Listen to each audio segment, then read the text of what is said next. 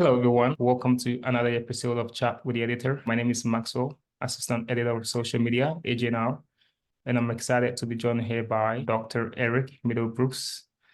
I'm excited to have you here, Dr. Middlebrooks. It's an honor.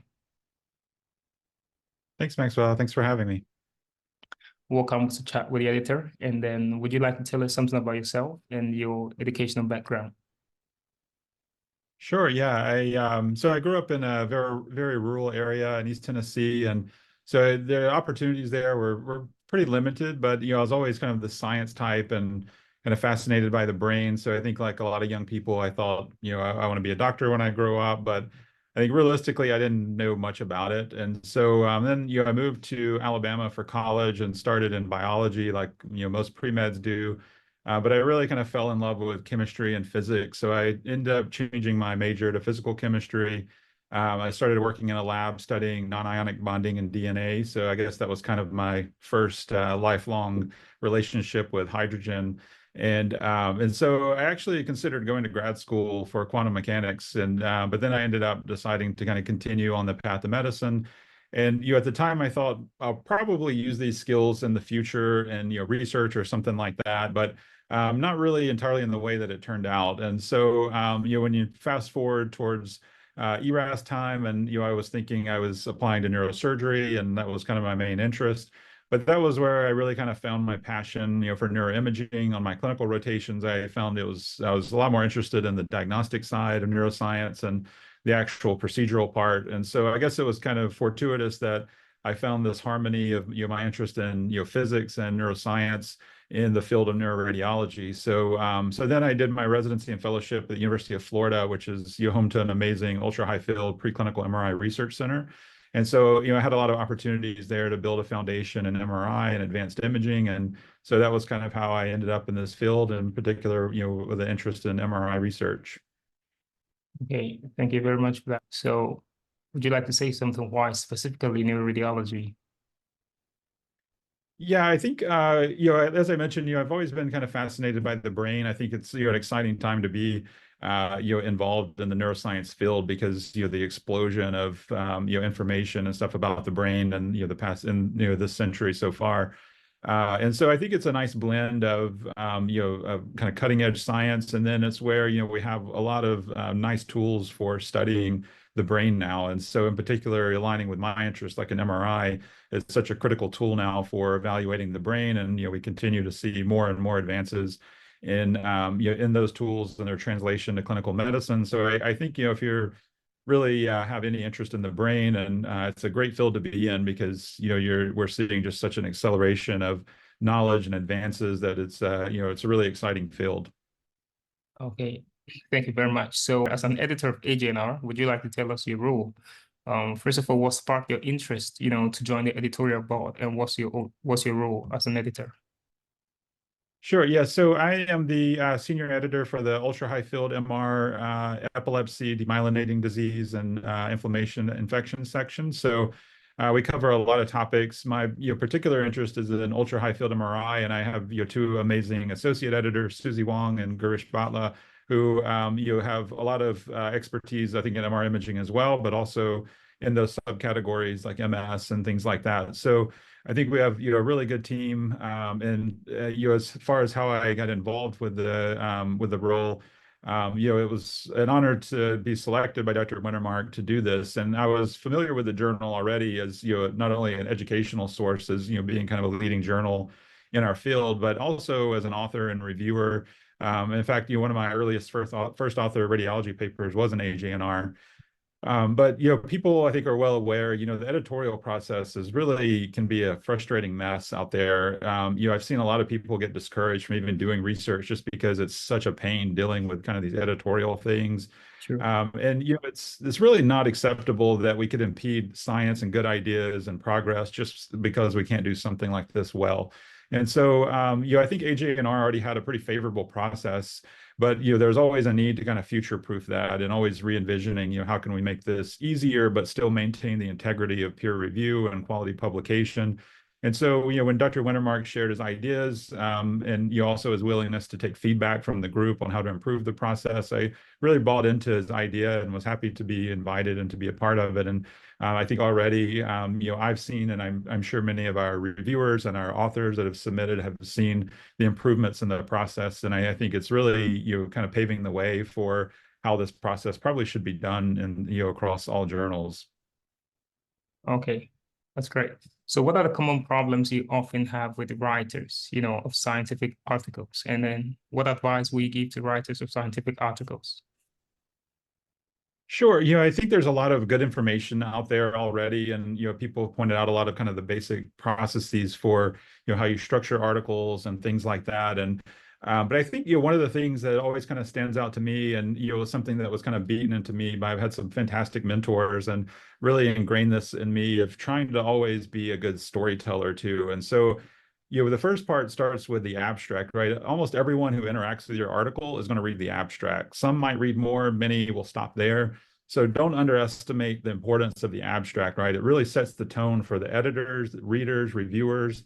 So if your abstract doesn't really, grab people, the way they even start approaching your article is probably less favorable than if they really are, kind of bought in from the abstract. So take your time. I think a lot of people, they write the paper and then at the very end, they just kind of slap together the abstract from, snippets from the paper, but Yeah. really try to focus on those. I know you don't have a lot of space, but, you really need to think, how can you easily convey what you're trying to accomplish? And so with that in mind, I think the same thing that applies to the abstract is really to the rest of the manuscript is, you don't really have to write like a thesis for the introduction. Really, more importantly, you want to frame, the importance of the exact problem that you aim to address and then how you want to address it. So this is really your chance to capture the readers. Think of it like storytelling, right? So by the end of the intro, even if you're just kind of minimally familiar with the topic, you should be thinking like, wow, like this is a big problem and I'm glad these people are here to solve it, right? You want them to really understand like what the nature of the problem is and, also how it may impact, the field of medicine or whatever they do. So always try to think of that when you're writing your manuscript, is kind of getting the hook of, people buying in, like, you're going to address this problem and present all these results, but it's really important for everyone to really be on the same page about what this problem is and what it means. Okay. All right. Thank you very much. So sometimes writers have questions or problems with your manuscript. So if an author has a question concerning the manuscript, how do you recommend they proceed? What should they really do? So, we're always here to help the authors navigate the system. I think, we strongly believe that, this editorial process itself shouldn't be a barrier to progressing science. So if there's questions that are related to the submission process itself, I think we're fortunate. I think we have one of the best staffs of any journal. They're very quick to respond and address the issue.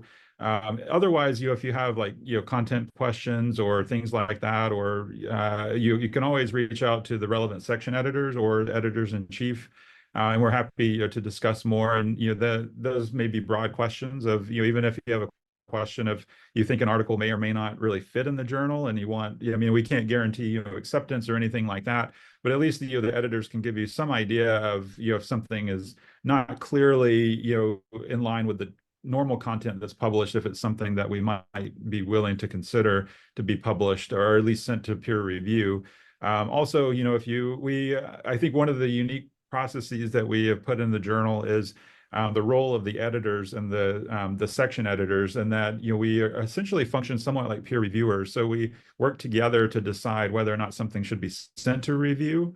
And so we try to be very, to give people quick responses, right? If we strongly believe that this probably is not the right fit for AJNR, then we want to let authors know that right away. We don't want to send it to reviewers, waste their time, waste the author's time. We want to give them a quick decision. And so I think that it is probably a little bit harder to get articles sent to peer review, but also realize that we're trying to streamline that process so that you get a quick answer. And then, on the flip side, when we get reviews back, the section editors again work as a team to decide, if we think those reviews are appropriate, and to give some guidance to the authors with their revisions as to what they really need to address. And then those come back to us to make those decisions. And so, if you have any questions or concerns about, reviews or our decisions, we're always happy to hear. It doesn't guarantee, that we'll change our minds or anything like that. But if you feel like maybe the response you got was maybe didn't fit with your expectations, you can always reach out to us and we can discuss further. But so just depending on the nature of the question, there's always somebody to help. All right. Thank you very much. So what's the best about your career as a neuroradiologist? So I mean, there's a lot of stuff, right? I mentioned, the science, the medicine part, and that's really exciting. But I think one of the things to keep in mind is we're lucky to have such a great group of people in our field. I think we have many great clinicians, researchers, educators, and I think at the end of the day, you'll find no shortage of mentors, collaborators, friends. So I think this is a really important thing that's often not considered by students when they're choosing a career. So I think it's great for career, for progression in your career and things like that.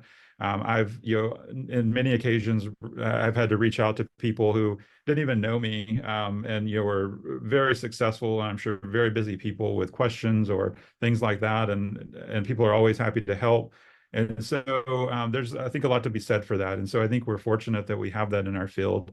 And then second, we have all the coolest toys. So I think, being part of this, one of the most explosive fields in all of medicine. I mean, I think it's a really great time for people who are, interested in neuroscience. All right. That's amazing. But this, oftentimes we call this the interesting part of the interview.